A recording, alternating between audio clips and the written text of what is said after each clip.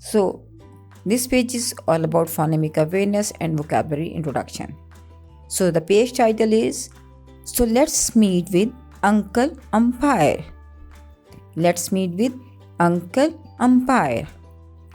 यहाँ पे अंकल और अंपायर दोनों लेटर यू से शुरू होते हैं और इनकी बिगिनिंग साउंड अ है।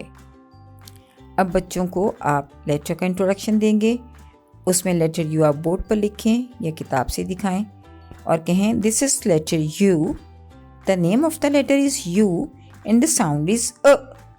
The name of the letter is U and the sound is uh. Name of the letter is U and the sound is uh. 3-2 method का इस्तेमाल करते हुए इसको मुकम्मल कीजिए और उसके बाद इसकी राइम करवाइए। जैसा कि इसकी वोकैबुलरी पे बेस करती हुई राइम है, uncle has a beautiful umbrella shining bright like a glowing फैला।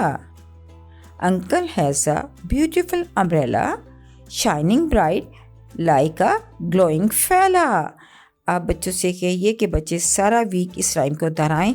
इसकी मदद से वो लेटर यू की आवाज़ को पहचान सकेंगे, सेंटेंस की लिसनिंग और स्पीकिंग कर सकेंगे और साथ साथ वो सेंटेंस स्ट्रक्चर को समझ सकेंगे।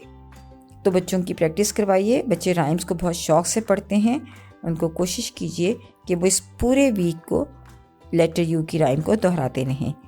इसके साथ साथ हम जो इंट्रोडक्शन देते हैं वोकैबुलरी का, वो हम बच्चों को तस्वीरों की मदद से दे सकते हैं। वो तस्वीरें आप किताब से भी दिखा सकते हैं और आप उनके प्रॉप्स या उनके फ्लैश कार्ड्स भी यूज़ कर सकते हैं।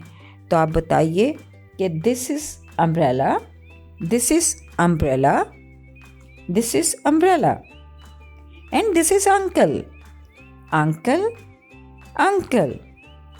सो umbrella and uncle have the same beginning sound a.